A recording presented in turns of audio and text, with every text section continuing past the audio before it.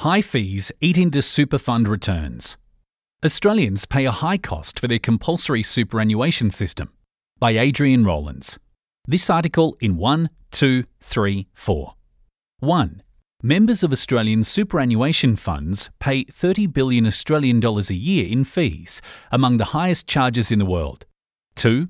Of the 190 regulated funds, almost half have less than $1 billion Australian in assets and have above average operating costs. 3. A 0.5 percentage point rise in fees is estimated to shrink a member's retirement savings by 12% over the course of their life. 4. The Productivity Commission estimates savings of $1.8 billion Australian a year if the 50 highest cost funds merged with 10 of the most efficient funds.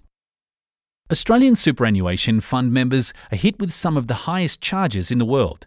Super funds collect a hefty $30 billion Australian a year in fees, and cross-country comparisons show that Australian retail funds operated by banks and other finance companies are particularly pricey.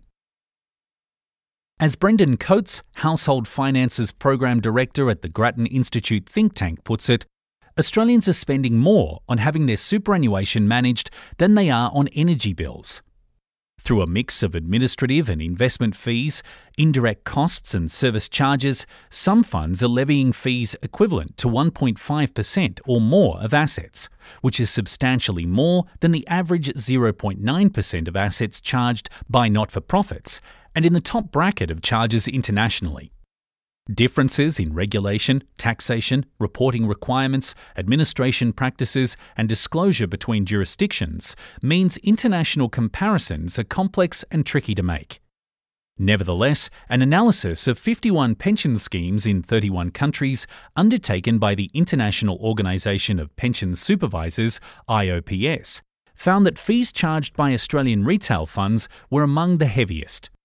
The impact of these imposts on retirement incomes can be significant.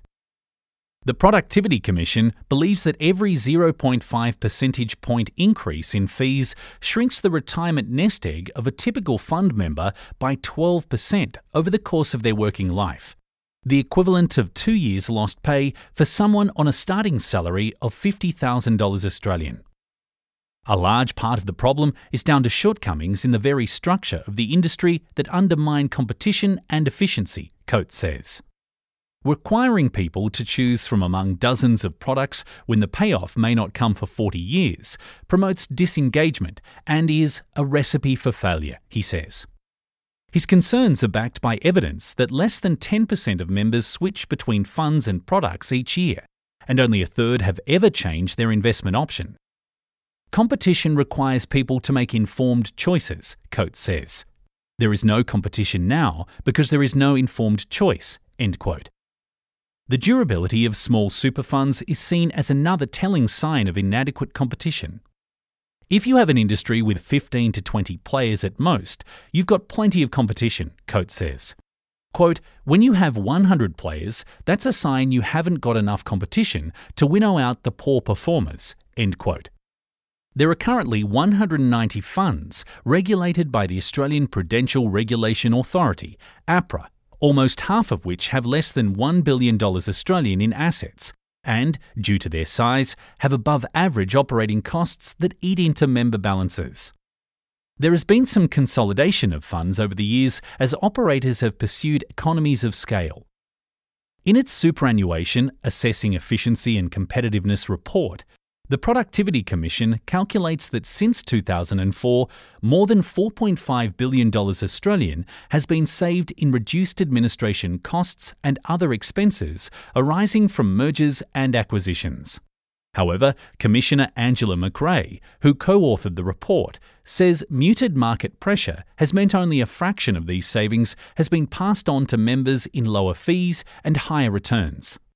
The Productivity Commission states that at least a further $1.8 billion Australian a year could be saved if the 50 highest cost funds merged with 10 of the most efficient funds, delivering an extra $22,000 Australian on average to members at retirement.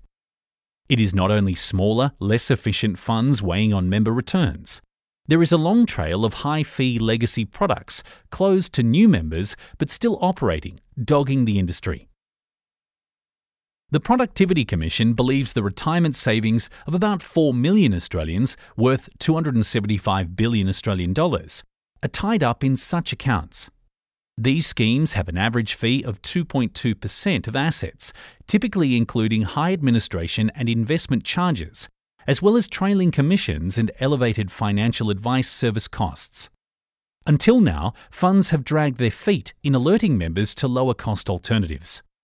Camille Schmidt, Market Insights Manager at Super Ratings, says these legacy products are part of the reason why retail funds have significantly higher administration fees, an average of 0.5 of a percentage point, than not-for-profit funds, 0.16 of a percentage point. Promisingly for investors, retail fund administration charges are coming down as operators become more efficient and legacy products disappear, but the process is painfully slow. At the same time, costs for industry funds are rising. Schmidt warns that not-for-profit funds will come under increasing pressure from recent changes, allowing for the automatic consolidation of low balance accounts. A lot of them will be losing a significant proportion of their membership, and they will lose the member fees they were able to charge to those members, she says. One large fund has already responded by lifting its fees for remaining members. Of course, investors may accept high fees if their fund delivers strong returns, but the evidence is that the opposite is often the case.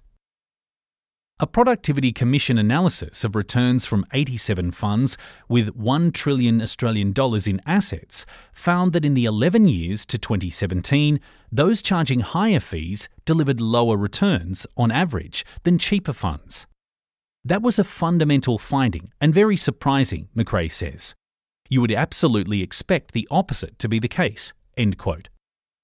Even expensive funds with higher net returns do not significantly outperform less costly rivals once the cost of risk is taken into account.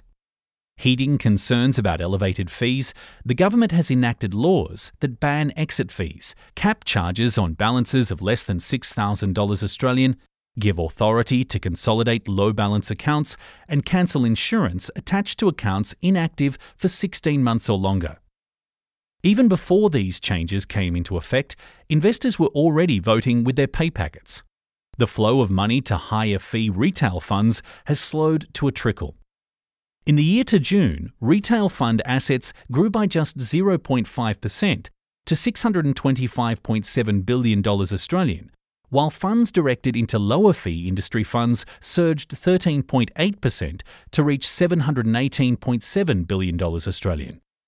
With $30 billion Australian of revenue from fees at stake, however, Coates expects funds to fight hard against fee-reducing reforms.